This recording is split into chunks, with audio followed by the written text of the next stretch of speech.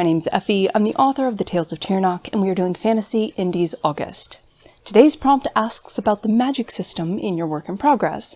So I thought we'd kind of talk about Tyrannoch's magic system and sort of the rules that I've established for myself when I'm writing the magic to make sure that it's consistent from start to finish. Before we get started, if you would please like and subscribe the video, it really helps me out. Being a smaller creator on YouTube is kind of a struggle, and every time that somebody likes a video, every time that somebody subscribes, it helps push the videos out into other people who might be interested in my content. So if you've done that already, thank you very much for taking the time. I really appreciate it. So in the past 8 months or so, since I started writing books, I have consumed an inordinate amount of content about writing, specifically fantasy books and what people like and what people hate in fantasy novels. And I've known from the start that I didn't want to do the hero's journey thing. You know, a farm boy doesn't realize that he's special and then is told by an old wizard or witch or whatever that, you know, he's the chosen one, and they go on an epic quest and fight the big bad at the end, and then, you know, peace is returned to the realm and everybody lives happily ever after.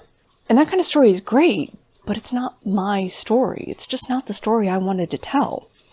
So I started looking into other types of fantasy and things like magic systems, and of course Brandon Sanderson's laws, but other people's ideas about magic as well. Because Sanderson's fantastic, but he's only one dude, right? He is a perspective in a whole wide world of fantasy. So I started looking at classical magic setups and elemental magic, and all of that is great, but it wasn't exciting me. It just wasn't inspiring me. What did inspire me was the concept of a world without magic that suddenly had it. What would that look like? Where did the magic come from? Has it been there all along, just dormant and nobody knew that it was there? Is it something that used to exist that people had access to and then they just forgot somehow? What would have made them forget? If not, if it came from externally, is that like space? Is it a god? What happened? Where did they get it from? And what happens once they get it, you know? So they have this massive, awesome new power, and they don't know how to use it. Like, who's going to sit there and figure that out? Who's going to be the guy who's like, yeah, I'll try to cast a fireball, and I know I might immolate myself, but like, who's that guy, right? So that seemed really interesting to me. That got me excited. I also wanted to explore what are some of the knock-on effects that might ripple out from this magic just suddenly being dropped into the world. There's going to be consequences for the things that they do, and there's going to be choices that they have to make, and consequences for those choices. And, you know, some of them are going to be known, and some of them aren't. Some of them are going to be knock-on effects. Some of them are going to be after effects. Some of them aren't going to show up, you know, for, you know, tens of years, hundreds of years, thousands of years. Like, what does that look like? So that's the system I'm writing for myself. And to make sure that I am writing it consistently from page 1 to page 100,000, I've made myself some rules. So here's what those magic rules look like. Rule number 1, magic is slow. This is new magic, magic in its most infantile state. It's only just starting. It's a seed. It hasn't had time to grow.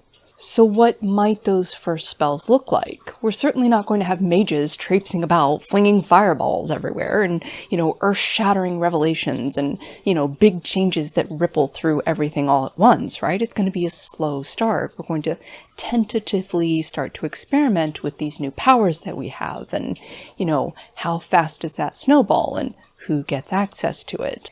And because we want our characters to have risk and consequences, we don't want any healers to just put our hands on wounds and just magically heal the mortal wounds, right? Like, when things happen to our characters, particularly bad things, in order for them to be impactful, they need to be durable, which means you don't want people walking around who can just snap their fingers and fix everything.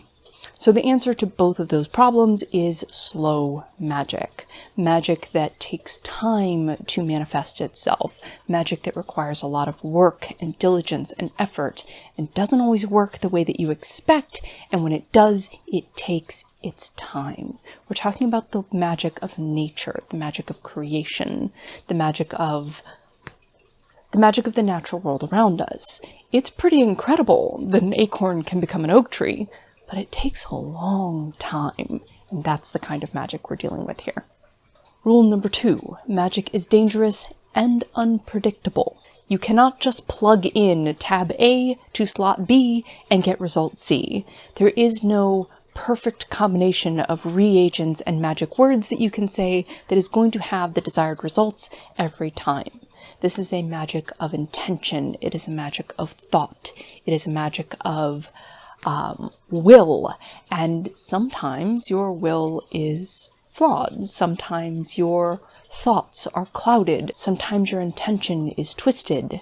We also have to keep in mind that this is a new magic. It's not something they've ever had exposure to before, and there isn't any other precedent for them to operate off of. So there's going to be a lot of trial and error. Emphasis on the error. Which brings me to rule number 3. Magic must have consequences. The bigger the magic, the heavier the consequences. You've heard the phrase, magic always comes with a price, and to me, that's the most interesting part. So it's not just what the magic can do, it's what it costs to use it. And not just for the person casting the spell, for the person it's being cast on, for the person it's being cast for, and everybody around them, and everybody around them.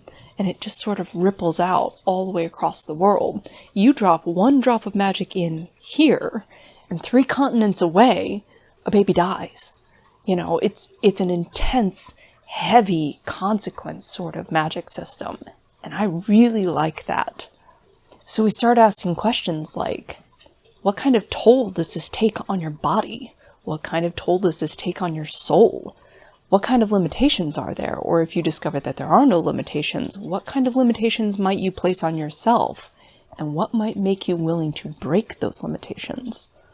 So I'm really enjoying writing these stories. I'm really enjoying sort of seeding magic into this world and watching what happens when you do that. A lot of that will be available for you guys if you're interested in reading in Tyrannoch's wiki, which I'm building in World Anvil, and this isn't sponsored. I just happen to really like their software. So if you want to check that out, I'll make sure that I link it in the description down below.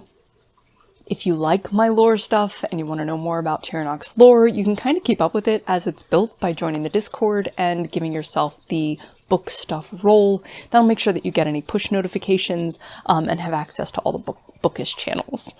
It'll also give you access to doing things like beta reading and give you snippets when I decide to release them.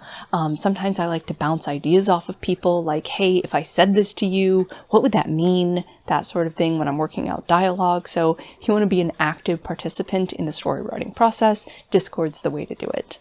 That's all I've got for today. Thanks so much for watching, and I'll see you in the next one. If you enjoyed this video, please hit the like button, and of course if you like the way that I present information, hit the subscribe button and the notification bell down below. You can find all of my social media contacts in the description, and of course if you want to keep up with me and the progress I'm making on my current novel, you can do that at effywritesbooks.com. Thank you so much for watching, have an excellent day, and I'll see you next time.